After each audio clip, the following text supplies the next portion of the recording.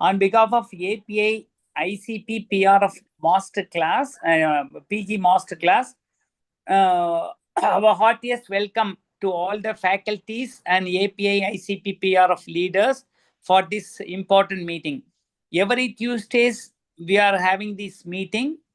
Today, we are having the respiratory system, and our heartiest welcome to the panelist, our my dear friend Dr. Samuel sir, Dr. All the faculties for the today's class. And Samuel sir, good afternoon. Hello. Sir is held up with the meeting, sir. I think he didn't join. Okay. No problem. So, hello. Yeah. Ramya madam, so this actually next month we are having the TAPICON gold medal for clinical excellence. The final round will be held in the CMC Vellore hospital itself on this 19th of June, Thursday. So you have to arrange all the things, and we will be announcing the preliminary rounds and zonal round.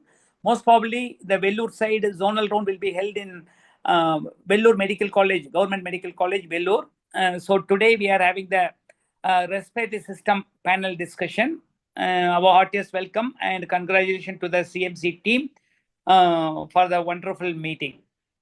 Thank you very much. Over to Dr. Anita. You can Thank you, sir. Thank you, sir.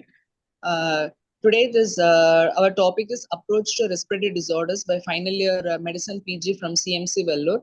And the moderator is pulmonologist Dr. Bala Mukesh, sir. Welcome you, sir. So over to you, Dr. Ramya ma'am, to proceed further proceedings. Very good afternoon. Apologies for the delay. It was due to my fault only. I was in a different meeting.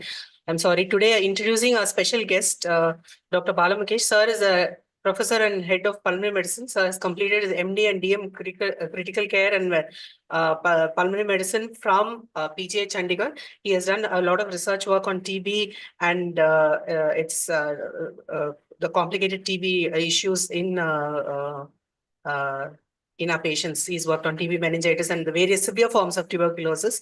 So today he will be moderating the session along with me. The presenter today is Dr. Phoenicia. She's a final year post. Welcome Dr. Bala Mukesh to the session, and Dr. Phoenicia will start now.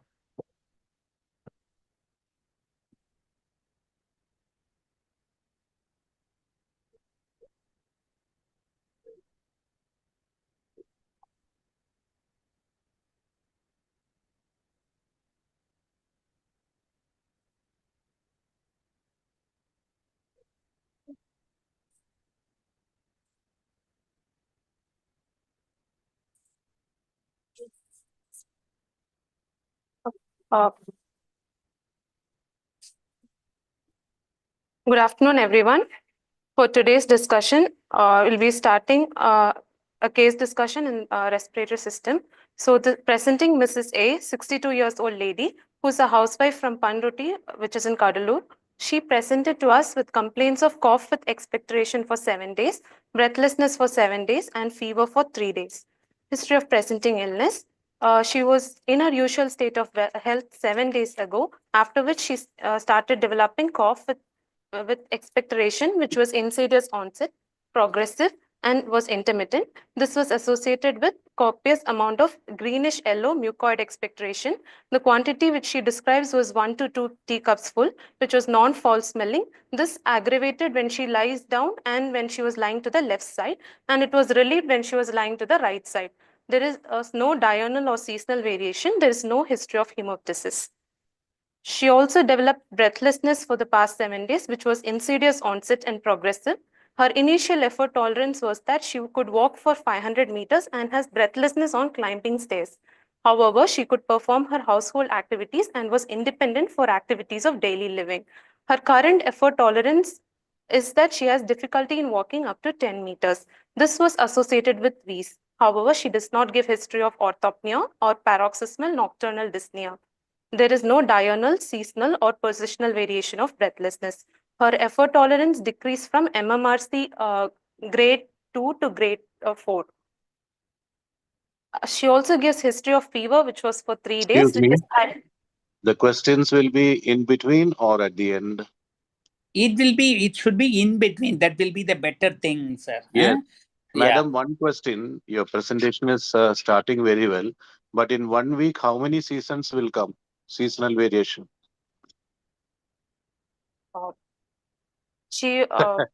So this is I'll come to the elaborating in the Yeah. part. But at this stage, please don't say seasonal variation. One more question. What is insidious onset cough? There's nothing like that. Progressive is okay. Insidious onset breathlessness is okay. Insidious onset cough is a slow motion cough for what? No insidious onset for cough. Started on a particular day and worsened. You can say it increased in severity. There's nothing like insidious onset cough. Please continue. Yeah, actually, patient is having cough with expectoration and greenish sputum. What diagnosis you want to give? Hello? A suppurative lung disease, like a exacerbation of a bronchiectasis or a lung abscess or a pneumonia as such. Okay. What define paroxysmal nocturnal dyspnea? So this is defined as breathlessness, which occurs after at least half an hour of lying down. So it's actually described as the patient lies down, goes for sleep, and in at night wakes up breathless and goes to a nearby window or a aerated area for to get the air. Is the window mandatory? Going to the window mandatory for relieving the breathlessness? It's not mandatory, sir, but he What has is mandatory to relieve? an aerated Change area. of posture. Change of posture. Posture. Change of posture. That's all. Whether he goes to a window, door, next week, next house, doesn't matter. You're changing the posture, redistribution of the edema fluid. That's all. What is the normal sputum in a normal individual? Do you get any sputum expectation for a normal individual? Normal individual should not be getting a sputum expectoration. Should not be getting expectorations. At all. Okay. This patient actually you're confining to the respiratory system, and it's not a cardiovascular system cough with expectoration. What all the other condition you will get cough with expectoration? Meaning out of respiratory system, sir, or? Yeah, out of respiratory system. Oh, sir. So this can be due to a cardiovascular condition like LV failure, pulmonary edema. Next, other than that, he can GERD can cause cough. There can be drug induced like AC angiotensin converting enzyme inhibitors or a beta blockers can cause cough. And AC inhibitor alone or ARB or both? Mostly with AC inhibitors, can be with ARBs also. Do you get cough with expectoration in AC inhibitor? It's a dry cough, sir. Yes. What is the mechanism? Basically, one line. It's a histamine release. Bradykinin. Bradykinin. Yeah, it's dry cough. Dry cough only. Dry cough. Okay, please. GERD always you have to keep it in mind. Okay. In between asking question will be better, sir, actually. Yes. Yeah. Then only it will be the exam pattern. That will be the way in the exams also. When we examine in the MD exam, intermittently questions will be asked. Because you are actually, we need a complete physician approach, actually. Yes. Yeah. That's Fever, very you can proceed. Yeah. Fever 3 days. Which was. Yeah, you can proceed. Yeah. She also had fever, which was for 3 days, which is high-grade intermittent, not associated with any chills or rigors. However, there was no documented temperature. Okay, 3 days. 3 days fever, high-grade fever, intermittent fever. What are all the differential diagnosis you want to offer this particular individual? So, considering her other symptoms like cough with expectoration and breathlessness, I would offer a lung pathology first, like a pneumonia or a infective exacerbation of bronchiectasis or lung abscess, or this could be acute infective exacerbation of COPD. Moving out of the system, this could be Can it be upper respiratory tract infection? I was coming to that, sir. So, can be a acute. It cannot be. You cannot come to that. It cannot be. Lot of sputum. Upper respiratory is generally dry cough or minimal sputum. So it's Minimal not a sputum. problem. Even paranasal sinusitis also, there is a aspiration of some that's can be there, but sputum will be very minimal only, upper respiratory tract. So it's not a Okay, what all possibility. the fever? At least from Acute. this stage, at least at this stage. I'm sure you're going to tell some past history after this, and the whole picture may change. I don't know. Yes. Please continue. Yeah.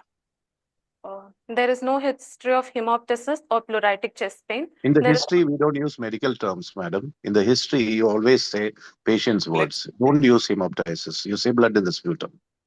So please continue. There is no history of blood in sputum or a lateral chest pain. There's no history of a running nose, sore throat. There's no history of nose blocks, pain in the face, or bad breath. There is no history of frequent clearing of throat. There is no history of burning sensation in the chest or regurgitation of gastric of stomach contents. There's no history of patient perceiving fast heart rate. There's no history of any giddiness. There's no history of back pain, weakness or numbness, or any burning or tingling sensation of the limbs. There is no history of pain in the abdomen, yellowing of eyes, or vomiting. There's no history of pain in the lateral sides of the back. There's no history of pain while passing urine or decreased urine output. Could you just enlighten us why you asked about back pain and urinary symptoms? As I was considering one of my differential as a lung abscess, so if it were being a hypervirulent organism or an organ or something like a Staph aureus or a hypervirulent Klebsiella, this can metastasize to the vertebral column which is close by or to the spinal cord. So back pain, weakness, numbness, paresthesias were one of those symptoms I was. So you think one of the possibilities is lung abscess due to Klebsiella in this patient? Right. I was considering a hypervirulent organism, sir. In this patient. And urinary symptoms? Again, a metastatic abscess to the kidneys. Maybe it's a little too far-fetched. In medicine, once you know a lot of things, you can connect anything to anything. That way, maybe yes. Correct. But what all the, do you have a respiratory disease? What all the conditions you will get a chest pain? Non-cardiac chest pain, respiratory chest pain. What are all the diseases you are getting? Empyema, pleuritis, like some pneumonias can cause chest pain. Other than that, like rib fractures and a trauma to the chest can be. You get chest pain in pleural effusion? Do you get chest pain in pleural effusion? Empyema, sir. No. Pleural effusion is different from empyema clinically. Do you get chest pain in pleural effusion? Yes or no, please? No. Why? Because it's the... See, initially, when there is pleuritis, pleurisy, the two layers of inflamed pleura will rub with each other and pain will be there. And once the pleural effusion develops, these two layers of pleura will be separated and the pain disappears. So initial stage, pleurisy stage, pain will be there. Typical catchy pain, more on inspiration. Later, as the patient develops effusion as a sequelae of pleurisy, the pain will disappear. Okay, please continue. So pleural effusion, early phase of pleural effusion, pleuritis, you will get a chest pain and later on it will disappear. And sometimes any chest pain, always you have to look into the terms of herpes zoster, you have to rule out. Okay. and pulmonary embolism, pulmonary infarct, you can get a chest pain. Okay, pulmonary embolism leading on to pulmonary infarction also, you can get a Yeah. chest pain, severe chest pain. What is Okay. Teats syndrome, please? What is Teats syndrome? Finally, a PG. The costochondritis. Due to what? Caused by which virus? Okay, leave it. You can check it later. We don't get stuck in the presentation. Maybe you can continue. Yes. There is no history of painful vision or loss of vision. There's no history of abdominal distension, swelling of both legs, or decreased urine output. There's no history of difficulty in swallowing or change in voice. There's no history of weight loss, loss of appetite, or night sweats. There's no history of noticing any new swellings in the body. There's no history of joint pain, joint swellings, dry mouth, dry eyes. Hope you can explain all these negative histories fast. The more negative history you Okay, tell, horses. it'll go wider. Why abdominal distension and all those? Lot of things. I mean, And hoarseness of voice, why you are checking in the respiratory system? Like if it were a malignancy like a Pancoast tumor. malignancy, 1 week. 1 week history. Malignancy. Oh my God. See, abdominal distension, why? See, this is a short-lived illness. Short duration illness. In respiratory system, first of all, you should know whether you're talking about an acute illness or a chronic illness. And particularly in respiratory system, there is a third category, which is called subacute, almost exclusively used for tuberculosis. We don't use subacute in many other systems. So is it an acute illness you're talking about, or a chronic illness, or an acute exacerbation of a chronic illness? This is an acute exacerbation of chronic illness. Chronic illness. So it's better in that case that if you want to impress upon the examiner straight away, you should start with the past history and go on to the present problem rather than keeping it as a suspense and getting stuck. Because once you take the past history, your idea and your focus will be on a chronic disease. But the examiner who is listening to you will not know that. So for that particular lesion, patient is having a chronic illness, chronic respiratory illness. Actually, 3 years back, patient was absolutely normal. Since 3 years on and off, patient is having the symptoms. Now presenting with a 7 days history of cough with expectoration. Like that, if you start, we will be knowing that it's acute and chronic illness. Okay. Exactly, your presentation as such, present illness, it's acute illness. Okay. You should have actually in your presentation, usually when the patient was absolutely normal without any illness at all, like that you start. Even though you want to elaborate all the things in the past history, better to start when the patient was absolutely normal. That word you have to use. Truly, very true. And otherwise, the way you could have presented will be worsening of cough and breathlessness 1 week, which immediately tells that it was there in the past for some time. Worsening cough for 1 week. That is also one way of communicating that you're not talking about a short-lived respiratory illness, but you're talking about a chronic illness with an acute exacerbation. Is that clear to you, madam? Yes. Thank you. And you hoarseness of hoarseness sir. of voice. Yeah, hoarseness of voice, actually it indicates not only hypothyroidism and recurrent laryngeal palsy, and any history suggestive of aspiration. Everything you have to come into the picture. Okay, any history suggestive of aspiration, because nowadays many patients we are thinking in terms of endobronchial tuberculosis, and in the neck nodes, paratracheal neck nodes, actually compressing the left recurrent laryngeal nerve palsy, causing a recurrent palsy and causing aspiration, all the things. So 2-3 patients we came across tuberculous etiology, neck nodes.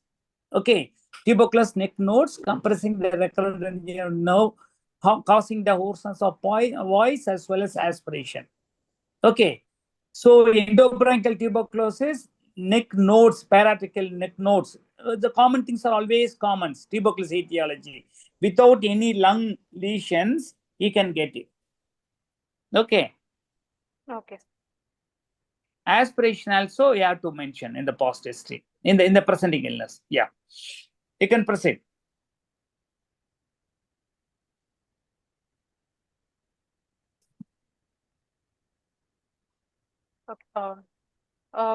Past history, she has had similar episodes in the past. Her initial symptoms were in the year 2000.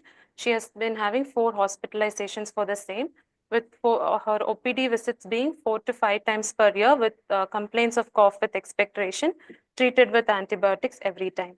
So her initial presentation was in the year 2000, her symptom being cough with expectoration for 10 days with fever for 4 days, which required hospitalization, treated with antibiotics and nebulizations. She could walk for 1 to 2 kilometers and could climb stairs and could circumambulate for a year for 14 kilometers. For next 6 years following that, she was well off treatment. And from 2006 onwards, she started having cough with intermittent episodes of cough with expectorations. And from then on, her effort tolerance gradually decreased.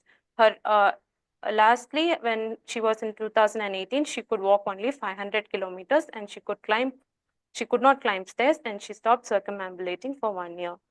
She has history of recurrent respiratory tract infection in the childhood. However, she does not remember being hospitalized for the same. There is no past history of endotracheal intubation or any instrumentations done to the airways or pleura. No history of tuberculosis or COVID-19. No history of any asthma or COPD. No history of any near drowning experiences, aspiration or trauma. No history of diabetes, hypertension, heart disorders, seizure disorder or malignancy. There's no history of any allergies, no history of any chemotherapy or radiation done in the past. She underwent sterilization. Why near drowning? They are prone to get bronchiectasis. Like they will have aspiration of the water contents, which can cause inflammation in the airways, and that can go on into bronchiectasis. So near drowning before 2000. That's what you mean. Yes, sir. Now the picture is wider and the disease is 25 years old at least, isn't it, in this patient? You are Yes, not sir. at all talking about a short-lived illness now. Now you're talking about a long-standing illness with recurrent attacks. In 2000, from her memory, she remembers that it was in 2000 that she became symptomatic of respiratory disease. Am I right? Yes, sir. And she was treated with antibiotics and symptomatic therapy. Which antibiotics would have been used? Which is the best antibiotic you can use? The common ones being a penicillin, sir, like amoxicillin or something would have been used, but she does. We do See, not you're a have. postgraduate, finally a postgraduate. Please don't answer amoxicillin or something. No, you can't answer like that, please. Amoxicillin or something. Can it be norfloxacin also? No. So please be specific. In an acute exacerbation, which are the antibiotics recommended currently? Either a macrolide or like azithromycin or a fluoroquinolone, like levofloxacin. In 2000, no levofloxacin in 2000. You were in school maybe at that time. Anyway, no levofloxacin in 2000. Anyway, so you should give a perspective to the illness. That is, you're talking about an illness which is 25 years old and it is progressive respiratory diseases. At this stage, before you go to further presentation, what diseases can you exclude, or rather can you bring in, can you include? 25 years illness. That's the picture now, right now. Name some differentials at this stage. This could still be asthma. We could rule out COPD. There can be. When you are asked about the differentials, please tell in the order of most likely and lesser likely, like that. Is it your first diagnosis asthma in this patient? No. At what age it started? This start 25 years back. What was the range at that time? Around 20s. Around 20. So would you say asthma is the first differential at that stage? Please tell what is the most likely, then the lesser likely ones, even the rarer ones. Now we are talking about a 25-year-old, 25 years long respiratory illness. So what are your differential diagnoses? Bronchiectasis and chronic That's bronchiectasis. the first one. First one, bronchiectasis is the most likely here with no hemoptysis anytime. Like chronic bronchitis. Define chronic bronchitis. Like What is the definition? it's cough. Chronic bronchitis, you can even diagnose over the phone without seeing the patient. It's a history-based diagnosis. What is it? The definition. It's a chronic cough with expectoration, which is occurring most time of the year, lasting for more than 6 More than? More than? 3 months. Huh? Only any 3 months cough is chronic bronchitis. Uh, Please tell yes. the definition clearly, Uh, because you're making a very significant diagnosis, which can even produce chronic pulmonale and kill the patient. So you can't casually label someone with cough. Many people have long-standing cough. When you want to label them and treat them as chronic bronchitis, you should know exactly what you're talking about, right? So what is the definition? Cough with expectoration lasting for most of the times of the year, for more than 3 years. Sir. More than 3 years? Yes. No, madam. No. Okay, please read up. Please continue.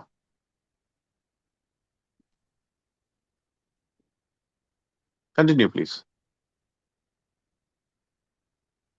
Her personal history, she is postmenopausal since 50 years of age. There's no history of postmenopausal bleeding or leukorrhea. Normal bowel and bladder habits. She's vaccinated for COVID, not vaccinated for pneumococcus or influenza. There's no history of smoking or alcohol consumption. She has used firewood for cooking 20 years ago. No history of exposure to passive smoke. There's no history of loss of appetite or loss of weight. There's no history of close handling birds, hay or domestic animals. No history of any occupational exposure. She See, please, why the birds? Bird exposure. You're writing a lot of negative history, which is very good, which is an expression of your knowledge of medicine. But then you should be able to clearly tell why these negative histories are mentioned. Sometimes one or two will be immediately picked up, and it will be used as a question to test your overall medical knowledge. So then why birds, and how do you connect that with this patient? Not in general, this patient. like chronic lung diseases like psittacosis can cause 25 years. and then all of these birds have this feathers and dander which can cause hypersensitivity pneumonitis. 25 years, psittacosis. I don't think so. Okay, allergy is okay. Allergy is everywhere. You can use the word allergy in many diseases. That is not very disputable. But then psittacosis and all, you please be careful when you bring in such diagnosis to a lady who is having chronic respiratory symptoms for 25 years. No. Allergy maybe, yes. Allergy can be due to anything, ranging from pollen to husband. So allergy is okay. But then other respiratory illnesses from birds, please be careful. Please continue. I just want to say this. When you're including so many negative histories in an otherwise obvious case, you should be actually very careful. If you can answer those questions, you'll get more points. That's true. But then sometimes automatically you said a lot of negative history. Like one of my interns who said there is no family history of dog bite and all those things. So don't be automatic in your negative histories. You think whether that negative history is significant in your case. Please continue. So there's no history of any contact with tuberculosis. She's married and has 2 children, and they belong to lower middle class according to modified Kupusamy scale. And there's a history of similar respiratory complaints in her sister. There is her locality consists of weaving and textile industry. So, summarizing, 62 years old Mrs. A presented with history of recurrent episodes of cough with expectoration, breathlessness and fever for the past 25 years, with history of being treated for recurrent respiratory tract infection in childhood, has now presented with cough with copious expectoration for the past 7 days, with breathlessness for 7 days and fever for 3 days. My anatomical localization being the airways, right side more than the left side, probable pathology being bronchiectasis. Etiology for the chronic event is a post-infective sequelae of which is bronchiectasis, and the acute being an infective exacerbation of the same. Bronchiectasis. So you think this is a case of bronchiectasis as your first possibility? Yes. Okay, maybe, yeah, you may have some points on examination that would have biased you a little bit. Anyway, what are the points against bronchiectasis in this patient? Now it's history diagnosis, and your first diagnosis at this stage is bronchiectasis. What are the points against a clinical diagnosis at this stage of bronchiectasis? No, the like a long-standing history of bronchiectasis would have caused the hemoptysis. No, not even long-standing, even shorter duration. So absence of hemoptysis. Can you get bronchiectasis without hemoptysis? So if it is not rupturing, if a blood vessel is No, not no, no, no. What's the name for that? Without hemoptysis, without sputum, you can get. bronchiectasis sicca, which is seen in No. tuberculosis. What do you know about that disease? Anything? Tuberculosis affects mostly the upper lobe, so it causes bronchiectasis over there, and because of the gravity as such, the secretions are actually drained, so they may not get copious expectoration at that. Very good, very good. Upper lobe bronchiectasis as a sequelae of pulmonary tuberculosis. Good. Okay, so any other differential diagnosis, at least at the stage of history? The moment you hear that classical findings on examination, you will confirm the diagnosis. But at this stage, at least 25 years cough in a lady, anything else is possible. Any other lung diseases?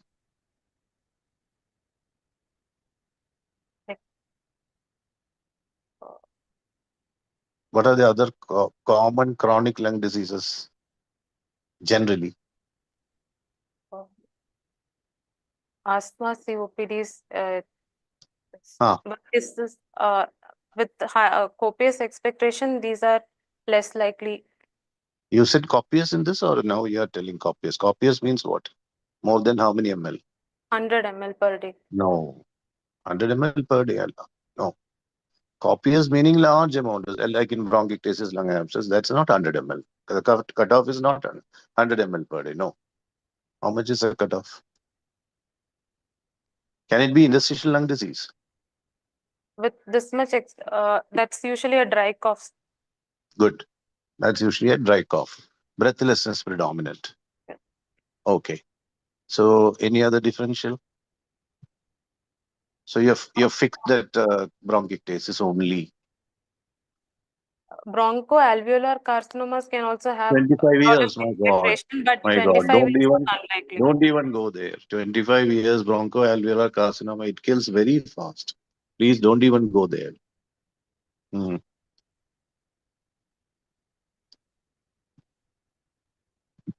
Okay, okay. So you almost fixed that it is bronchiectasis. Now you have to just examine and confirm that. If you are so sure, nothing else comes to mind, then you please continue. Felicia, I have a few questions for you. Do you think it could be chronic bronchitis? Good question. This much of expectoration.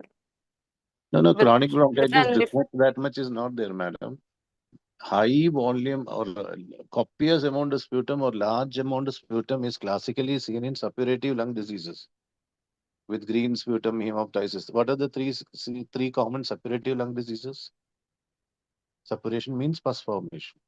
bronchiectasis, lung abscess, And empyema. very good, empyema. Okay. And madam asked you, can it be still chronic bronchitis? Yes or no, please? No. No.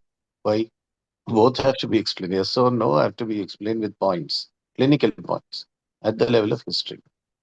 Uh, For that, first of all, you should know the definition of chronic bronchitis, So, which was not exactly told. Hmm?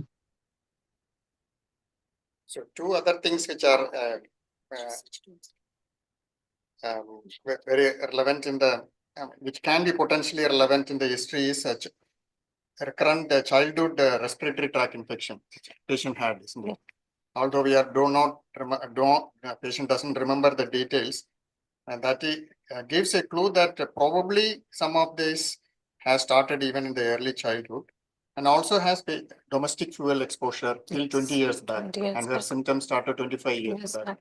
So that also suggests that domestic fuel exposure, household smoke and all are a risk factor for COPD in females. So something has been there in the childhood, which the child patient doesn't remember, and then she had exposure to domestic household smoke.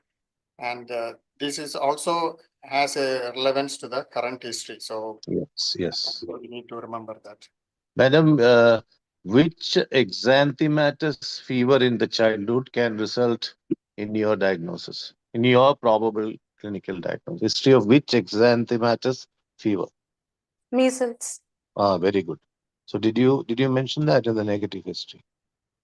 Specifically, you should mention if you still think it is bronchitis only. In the negative history, that becomes relevant.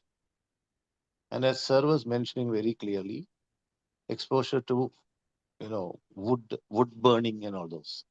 And you said no passive history. Did you ask her about her own smoking? Yes. No smoking, isn't it? No smoking history. Yes. Okay. So yes, you have fixed your diagnosis at bronchitis. Nothing else to offer, right? Only one fixed diagnosis. And you have to proceed and examine with that in the mind. So, Maybe you she's can. alert, conscious, and cooperative, well-built and well-nourished, IV line on the left dorsum. And she had pallor, she had bilateral grade 3 clubbing, no icterus cyanosis, generalized lymphadenopathy or edema. She had hyperpigmented patches over the extensor aspect of If both this arms. lady had bilateral pitting pedal edema, what would be your connection? Now that you have made a diagnosis of bronchitis, please try to connect. For Presence of what? pulmonale. What is cor pulmonale? Like long-standing lung disorders can cause the right ventricular dysfunction, which leads to RV failure, No. bleeding. What is the definition of cor pulmonale? Right ventricular dysfunction? No. RV failure. No. That is a common mistake told by many students. You don't have to get failure.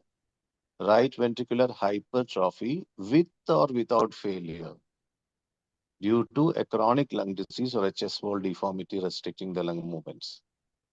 RV failure is not required to make a diagnosis of chronic cor pulmonale. What is acute cor pulmonale, by the way? There's a chronic, there should be an acute. Oh. It's other name for pulmonary Pulmonary embolism. embolism. Yes, continue. She has So clubbing is there. Bilateral pitting pedal edema, clubbing is there. You made a clinical history diagnosis of bronchitis. Why there will be pedal edema apart from chronic cor pulmonale? What else may be the reason? nutritional deficiencies. I mean, Why? like hypoalbuminemia. Hypoalbuminemia. Why hypoalbuminemia in such patients? Like a lot of this bronchitis. This can cause like bronchitis will have like copious amount of expectoration Yes. and Yes. that can result Sputum is protein rich. protein rich. Sputum is protein rich. Good answer. Very good. So they can develop protein malnutrition, hypoproteinemia, just by the loss of protein, not exactly because of less consumption. Protein loss, large amount of protein loss. Very good. She has hyperpigmented patches over the extensor aspect of both arms and legs with hyperpigmentation of palms. BCG scar was present. She did not use any accessory muscles of respiration. No features suggesting respiratory failure. As a new generation postgraduate, please comment on BCG. BCG. We all have it on our upper arms. But then what is your current opinion? BCG. What is BCG? Vaccines. Yes, that's Basal, correct. basal carmet guerin. Okay. What is your comment currently? Where So does it stand today? So it is protective against TB meningitis and in children. In children. So you say that still it is valid to give BCG to every newborn. Is Yes, that your sir. concept? Yes, sir. Where else BCG is used? Intravesically for bladder malignancies. Okay, excellent. Very good. Can you please continue? There is no external markers of tuberculosis like scrophulonderma or erythema nodosum. There's no external markers of internal malignancy. Any There are other no tuberculosis marker in the fundus, optic fundus? choroid tubercles. Very good. Please. No features of Horner syndrome. Vitals, pulse of Why? 72 per. No, 1 minute. Why honors in this case? You fixed a clinical diagnosis without even a differential in a 25-year-old illness as bronchiectasis. Why honors? See, in medicine, we say there are errors of omission and errors of commission. Both are errors. Sometimes when you say so many things, so many negative histories, so many things, it becomes an error of commission. You commit something which may not be all that relevant. So why honors in this patient? Of course, honors has a relationship to respiratory diseases, but why honors in this patient? That's what I told. It will be automatic. Honors, why? If you can explain, well and good. No problem. Honors is in which condition? Like Pankos tumor. Is it a Pankos tumor by any chance? Can it be? Can it be? Please, madam, yes or no? Possibility, at least second, third, fourth possibility. Maybe Maybe. can be very rarely, sir. Like Very maybe rare. I would keep it as my last differential. 25 years. 25 years. As a last differential. 25 years, Pankos tumor. Please continue. Vitals, her pulse was 72 per minute, regular, normal volume and character. No radiofemoral or radioradial delay. All peripheral pulses were present and vessel wall is normal. Blood pressure was 120/70 in left arm sitting position. Respiratory rate was 24 per minute, thoraco-abdominal with no use of Very common question. accessory muscles of respiration. Very common question asked is, what is the relationship of radial pulse with a respiratory disease? Any respiratory disease? Can you connect? High bounding pulses can be seen in CO2 narcosis. High bounding pulse, please repeat, I didn't hear. Yeah. High bounding pulse can be seen in case of type 2 respiratory failure when patient has CO2 narcosis. Okay, next. Anything else? Like if patient has acute like pneumonia or so with temperature, patient will have tachycardia. Tachycardia. Anything else in the pulse in pneumonia? Like atrial fibrillation. Yes, very good. Atrial fibrillation is seen in pneumonia. Pneumonias. In severe asthma, what pulse difference or abnormality? Acute severe asthma. Pulse.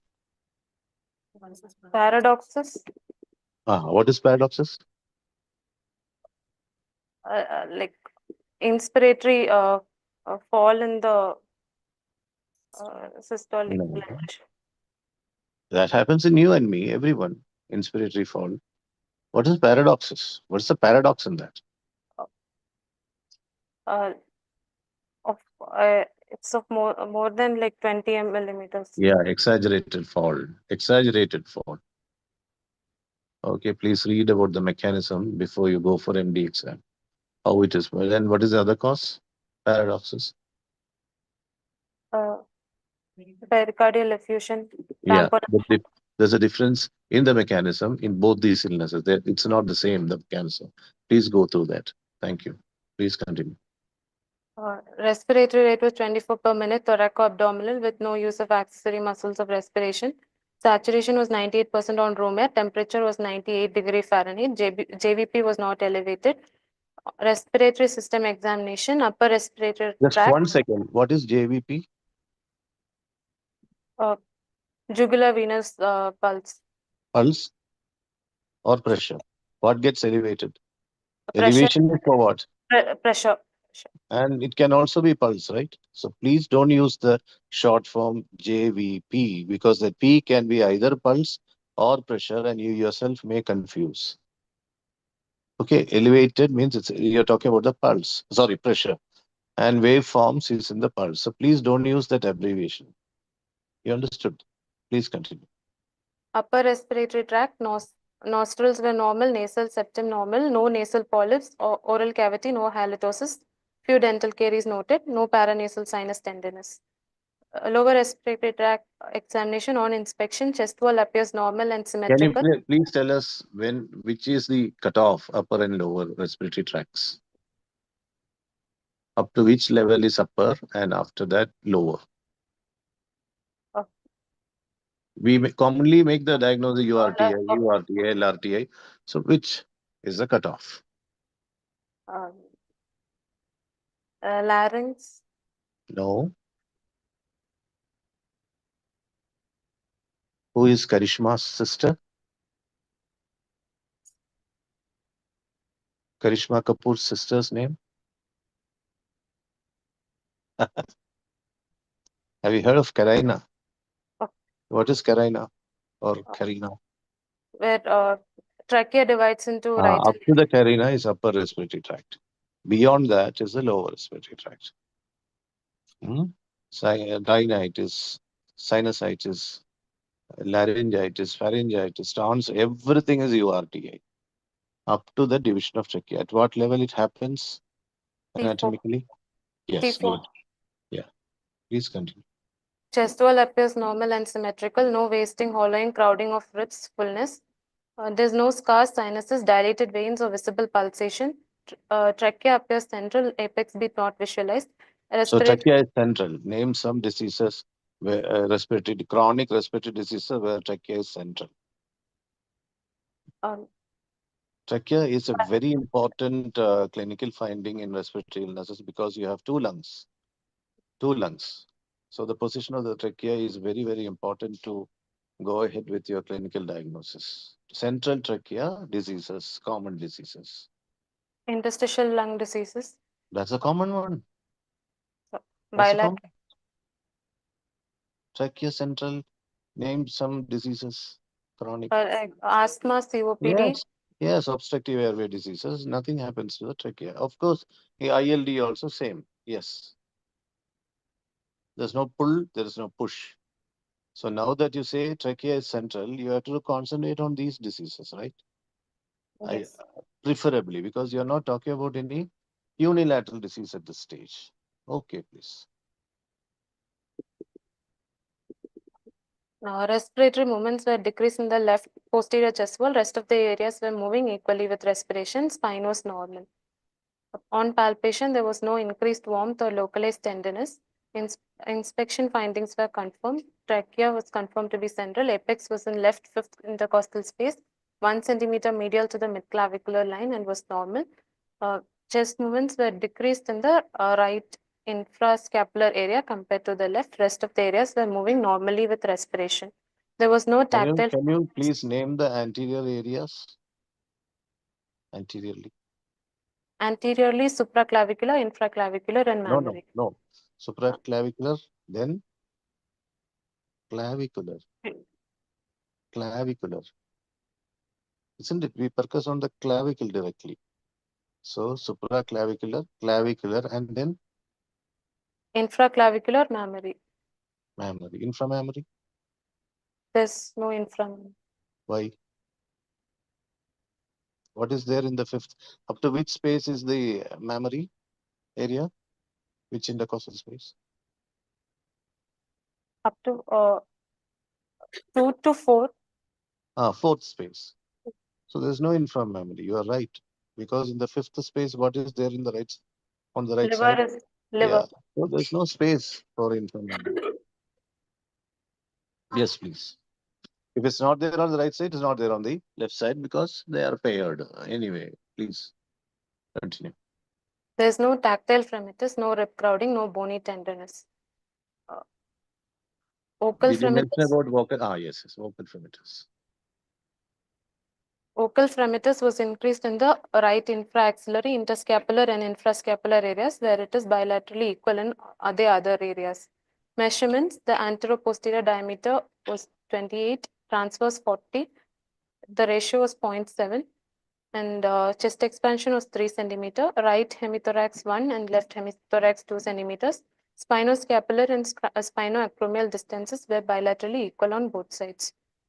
Okay. On percussion, there was impaired note on percussion in the right infraaxillary, interscapular, and infrascapular area, whereas the other areas were resonant to percussion. Liver dullness was present in the right fifth intercostal space. Tidal percussion was positive.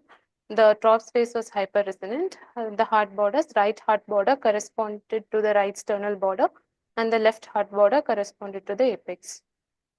On auscultation, there were tubular bronchial breath sounds in the mammary, infraaxillary, interscapular, and infrascapular areas on the right side, and on the infraaxillary and infrascapular on the left side. Whereas normal vesicular breath sounds were heard in the other areas. And vocal. Can you just repeat? Sorry.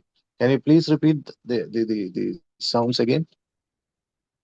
Tubular bronchial breath sounds were heard in the mammary, infraaxillary, interscapular, and infrascapular areas on the right side, and on the left, infraaxillary and infrascapular. Can you please tell us what is tubular bronchial breathing?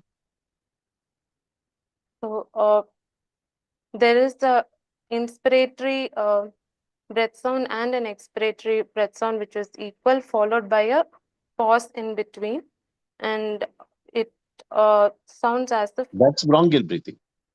But what is tubular? What are the types you know? It's old school, but then in MD they can ask you, what are the types of bronchial breathing? tubular Notebooks even don't talk cavernous about and it. tubular cavernous and amphoric. So what is the difference between the three? Basic difference? Cavernous has No, the no. high. Start with tubular, please. Tubular first. Tubular, it is as if it's blown through a No, wind. talk about the pitch. The pitch. It's all about the pitch. It's a low pitch sound. No. Where do you get tubular breathing? In which condition? Consolidation. Yes, consolidation. Can you get it normally? Somewhere in the body. Trachea. Over the trachea. Fine. What is amphoric? It's a high pitch sound with metallic overtones. No. What is the meaning of the word amphora? Bottle. So when you blow the bottle, keeping it near your lips, you hear a low pitch sound inside the bottle and a whistling sound at the mouth of the bottle. Two sounds. It's low pitched bronchial breathing with high pitched overtones. Okay, please continue. Vocal resonance was increased in the right infraaxillary, interscapular, and infrascapular areas, where it was equal in the other areas. Added sounds, there were coarse, leathery, mid-inspiratory crepitations in the infraaxillary, interscapular, and infrascapular areas on the right side. And rhonchi was heard in the suprascapular, inter, and infrascapular areas. On the left, there were Right side. right side. Rhonchi and And crepitations, coarse leathery crepitations, bronchial breathing, dullness. Okay, let's see. And post-tussive coarse crepitations were heard in the left side, interscapular Separately. and infrascapular areas. So you mean to say there are crepitations and then post-tussive crepitation, two different things? Like Or on, Hmm. this before the the cough, there typical was, expression of post-tussive crepitations is almost exclusive in one condition. Post-tussive crepitations. Where is it used? Post-tussive crepitation. The typical expression is used in which underlying condition?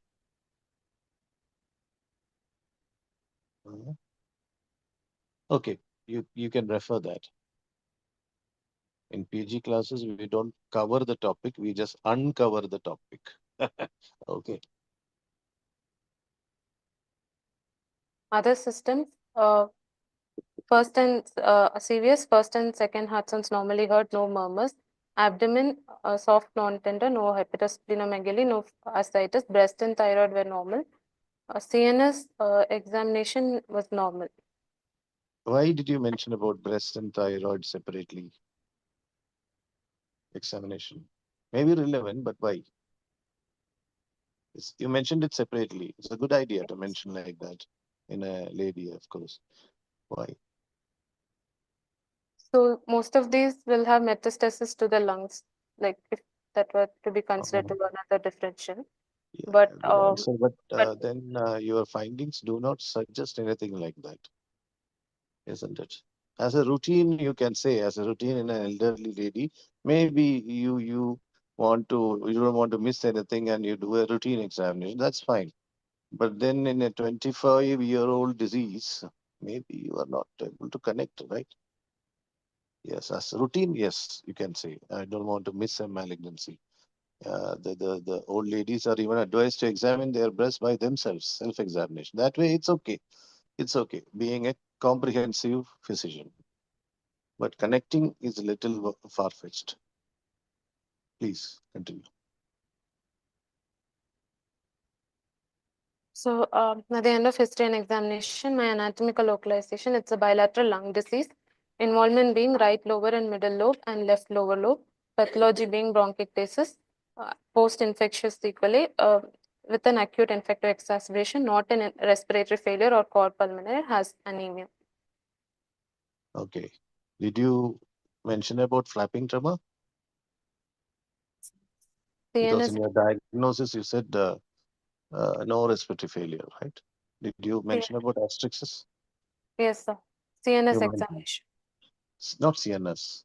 It's part of the general. Anyway, wherever you write, doesn't matter much. So can you please explain your diagnosis with your findings? How did you come to this conclusion? Oh. Each one, each step. Bilateral disease, you said. Yes, sir. Bilateral what? Bilateral bronchiectasis. Yes, sir. Why? Uh, Substantiate your diagnosis with your findings and history. so there were bilateral coarse crepitations in right infrascapular, infraaxillary, and mammary areas. On the left side, it was in the inter and infrascapular areas, and these areas also had bronchial breathing with increased Is bronchial vocal. breathing a common or usual finding in bronchiectasis? It is not a common finding, but When do you get that? It can happen in bronchiectasis, but when? when It's not common. yes, sir. When you say classical findings of bronchiectasis, you never mention bronchial breathing. No. Classical finding is what? The coarse crepitation. Yes, Coarse leathery leathery crepitations. crepitations. Yeah, clubbing with leathery crepitations, you are almost confident in making a diagnosis of bronchiectasis. But then you can sometimes get bronchial breathing. In which situation? We have seen some cases, rarely. When a large bronchiectatic cavity is there, that works like a tuberculous cavity. There you can get findings of a cavity, large one, very rare. So that's not a typical finding for bronchiectasis. And what else you said? Diagnosis, bilateral disease. Yes. Almost both lungs completely involved, almost. The only area spared from your findings is the upper part of the left lung. Am I right? Upper, yes, sir. Upper lobe. Yeah, upper lobe. But otherwise, it's bronchiectasis everywhere. Bilateral bronchiectasis. Okay, we may take it like that. Any other? What is the other point you said in the diagnosis? Uh, The Post other points. acute infective exacerbation and not Okay. in respiratory failure or cor pulmonale. And the other Okay. is anemia. Anemia is there. Okay. Why? How do you explain anemia in such patients? Nutritional deficiency. In Poor bronchiectasis. nutrition. But Poor thing is, nutrition, yes, any disease you can say poor nutrition associated. Any other reason for anemia? What is anemia of chronic disease? it's a normocytic normochromic anemia seen in patients with long-standing diseases like Commonly seen CKD, in commonly seen in like long-standing diseases like CKD and long-standing infections. CKD, And no. CKD anemia is erythropoietin deficiency. Anemia of chronic disease is classically described in which chronic diseases?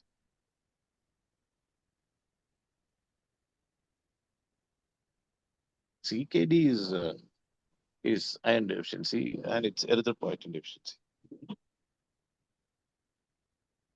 Any other rheumatological conditions usually? Rheumatological. Anemia of chronic disease is seen in rheumatoid arthritis, SLE, or those. And of course, it can also be due to NSAID therapy in rheumatoid arthritis. Okay. And what else you said in the diagnosis? that's all. That's all. So, is there any clinical differential diagnosis that you can offer? Um,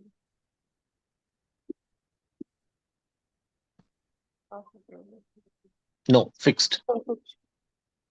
Yes. That's all. Yes. No other disease possible. And what is against your clinical diagnosis? You may be right, you may be wrong, because clinical diagnosis has limitations at the end. You may have to prove it by investigations. But then what is against your clinical diagnosis?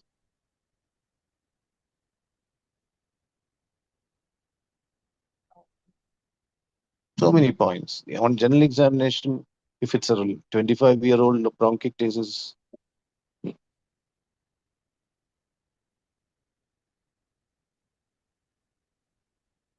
any other, I mean, it's a typical case of bronchiectasis, that means. Is it typical?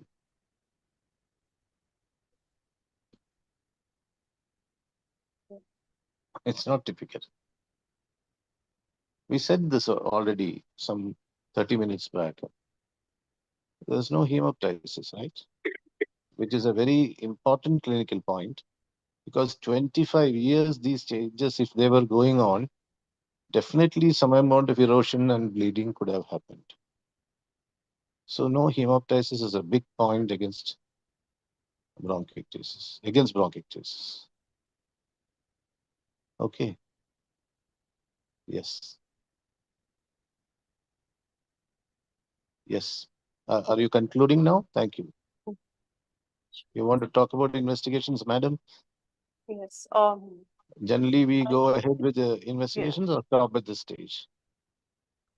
Investigations. Okay. So Please. for this patient, I would like to get an complete blood count with ABG. Madam, you are a postgraduate. You're treating the patient. You're getting the patient and treating. So prioritize and tell your investigations.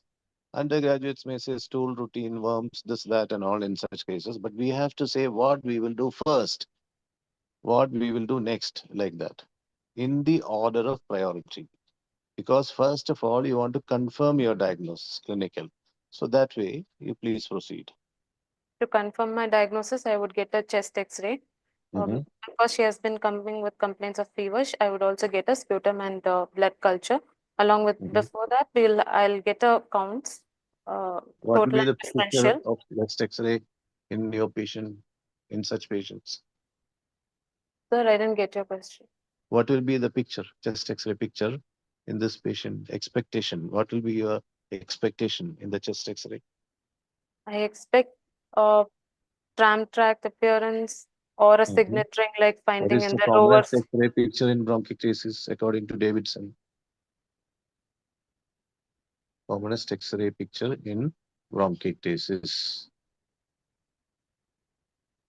Davidson, good old Davidson. Normal. Chest X-ray is commonly normal in bronchiectasis. You may not see any changes. The classical changes are not seen in more than 50% of the cases of bronchiectasis. What are the classical changes, if at all? In this patient, you expect that because it is 25 years according to your history. Maybe there are changes. What are those changes classically? Bronchiectasis, chest X-ray. Please tell. Signet ring appearance of the cross Is that section the common one? Signet ring. or a tram track. Classical, tram track and all this. Yes, not wrong. But what is the commonest? Basic teaching. Commonest bilateral bronchiectasis, 25 years. What will be seen?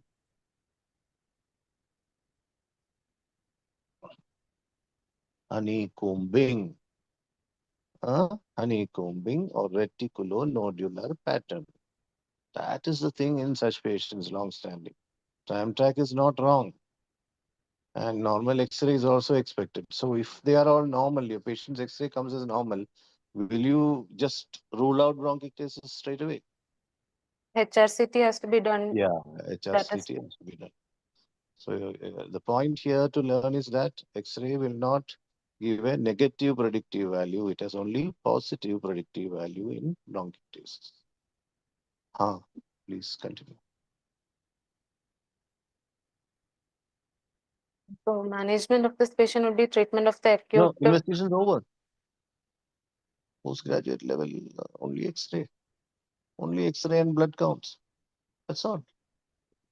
Along with supportive liver and renal function test, she will No, be no. also. Yeah. Okay, supportive. Okay. Anyway, supportive tests are not there. Supportive therapy is there.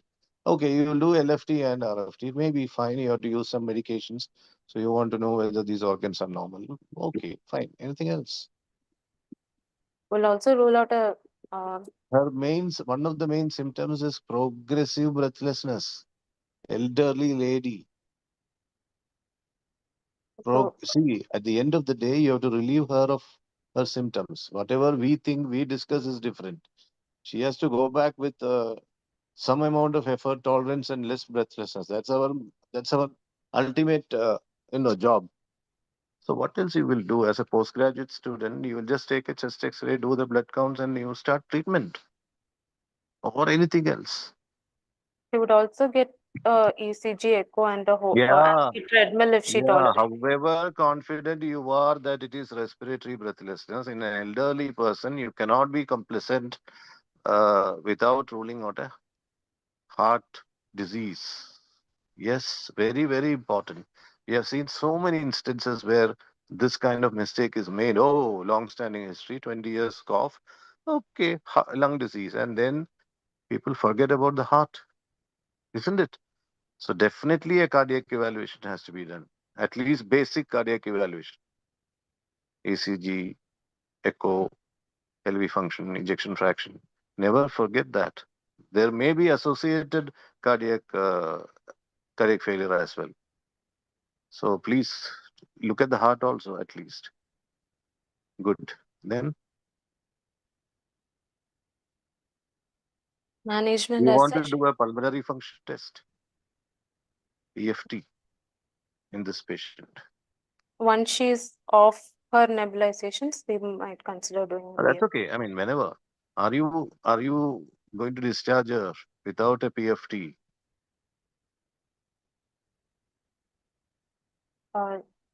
If she's off for nebulizations, we might. Okay. Will you do or not? She would get a PFT, sir. Yes. Why is that important? PFT in bronchiectasis.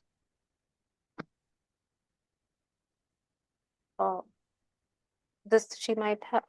She might to see the lung volumes. You and heard bronchi or what? yes, sir. Yeah. Are bronchi common in bronchiectasis? If Bronchi, is it a feature of bronchiectasis typically? it's not It's typical not. of Yeah. So you have to still think of an obstructive element. Huh? So PFT is very important even for prognosis. Prognosis.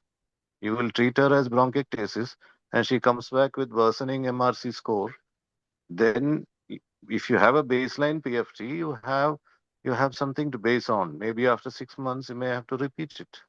In other words, you have to rule out a cardiac disease. You have to also rule out an obstructive airway disease, even though you are very, very confident about your clinical diagnosis of bronchiectasis. That's the reason why you have to do a PFT. It may show normal, it may show mild changes, but then it's got lot of use when you see her next time, maybe after a few months or a year. Yes. What else? the Any management. other investigation when you are getting a patient with bilateral bronchiectasis? Rare but important. I will take it as bilateral bronchiectasis. I want that small area which is not involved clinically at least, but then even your HRCT may show bilateral extensive involvement because you have clinical findings both sides. Any other investigation? A little far-fetched, but as a postgraduate, you may be thinking about that. Mycobacterial culture. No, wait, no. Is it a Genetic mycobacteria, right? What? CFTR mutation. So what disease? Cystic fibrosis. What else? Yeah, Bilateral bronchiectasis. cartilaginous. In what is cartilaginous? Bronchiectasis, sinusitis, and situs What involved. bronchiectasis? Where? It's not just bronchiectasis like in this patient, bilateral basal bronchiectasis. Then Sinusitis and situs inversus. okay, in a male, other thing, infertility. Infertility. Do you want to do any enzyme levels? Genetic disease. Alpha 1. Alpha 1 antitrypsin. Yes, very important. PG, no? PG has to say this. Yes, if you do in 200 cases, maybe you'll pick up one. Why we go to those directions? Because bilateral disease. Yes, please continue.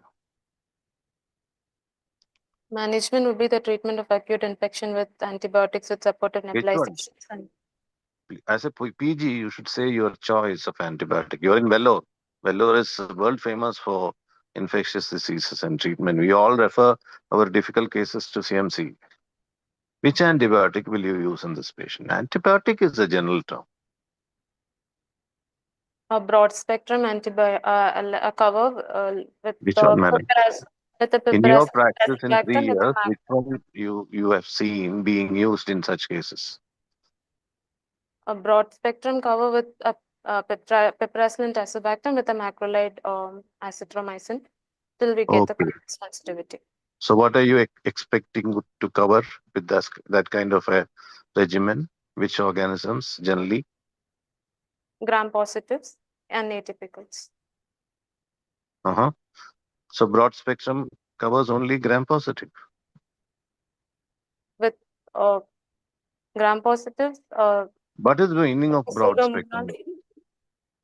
Broad spectrum. Positive, gram positive, negative, pseudomonal.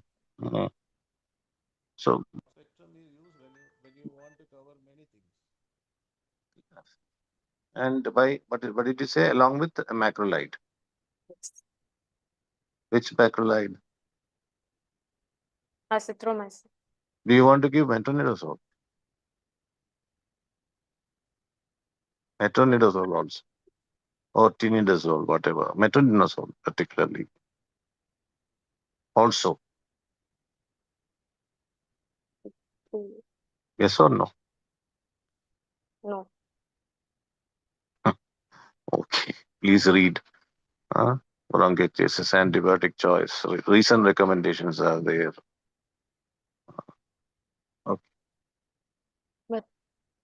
Supportive Have you nebulization. seen a book called Washington Manual? Washington Manual. Washington Manual of Therapeutics. It's also kind of a Bible for PGs. Okay. Anyway, please continue. We have to wind up, I think. Madam, am I going overboard, and are you being overwhelmed with the student? I don't know. Thank you, sir, for When your I- contributions. These are, I think, MD level questions only. We overshot time a bit, sir, today. by Yeah, about yeah. 20 minutes. Yes.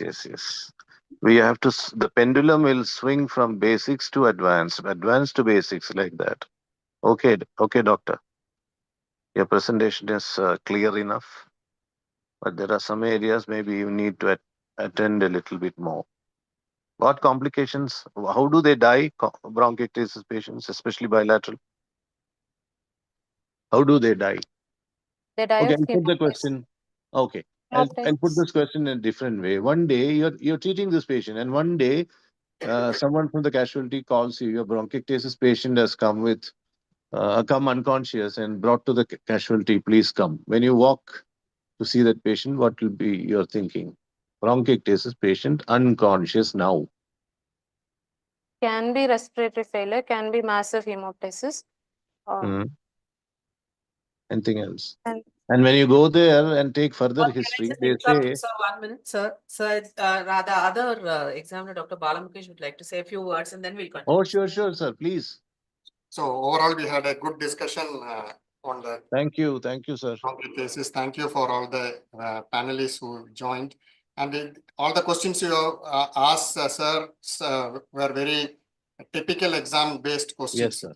All the PGs needs to understand. I just want to make a comment that there is a recent multi-center registry called Embark Registry on causes of bronchiectasis from India. So it is good for PGs to learn about it. So in that registry, 35% of the causes of bronchiectasis in India is due to post-TB sequelae. Around 20% is post-infective, like childhood respiratory infections, childhood pneumonias. 20% is idiopathic, and 8 to 9% is due to allergic bronchopulmonary aspergillosis. So that is very interesting. And rest are all due to rare causes we discussed: primary ciliary dyskinesia, cartaginous, and immunodeficiency, and like that. So I just want to make point that we have evidence from India, multi-center, large registry on causes of bronchitis from India. Thank you. I need to leave now. Sir. Thank you very much for that input. Yes, I'll go back to her. One more question, please. The same question. Patient is brought to casualty unconscious. Bronchiectasis patient brought to emergency unconscious, and you take history and they say she had high-grade fever for the past 3-4 days. Now unconscious. Papilledema is there.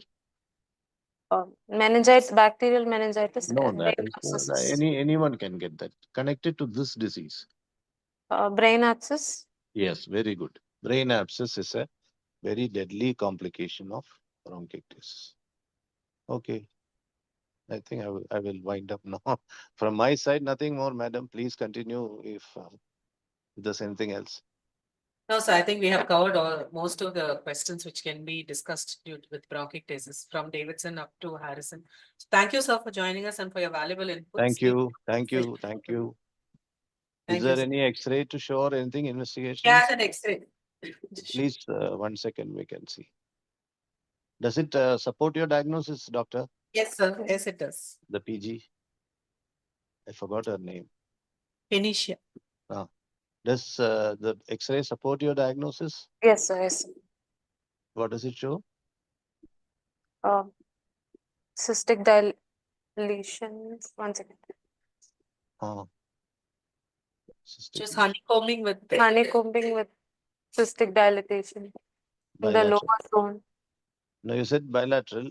Does the Yes. X-ray also show bilateral changes?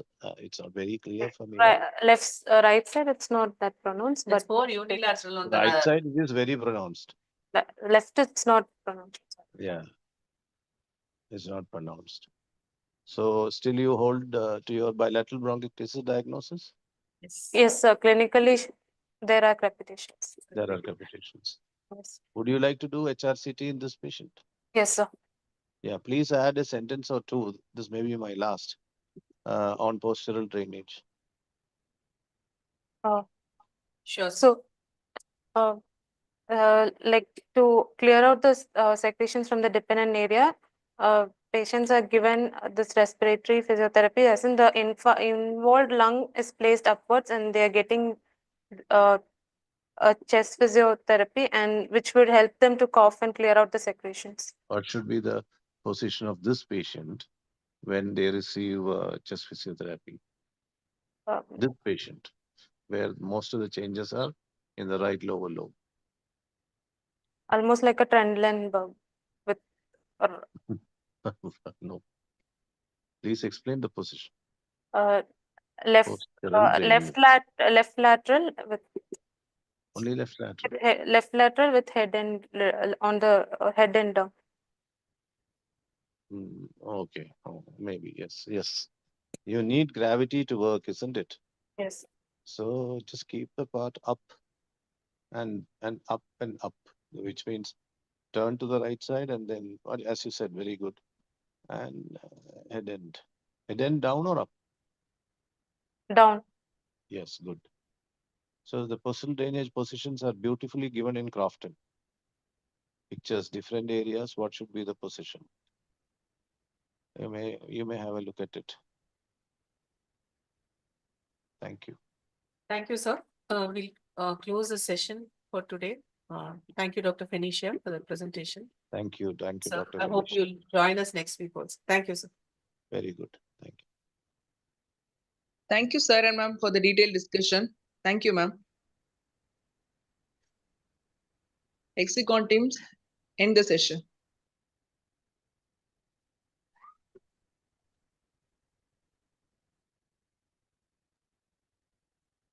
What?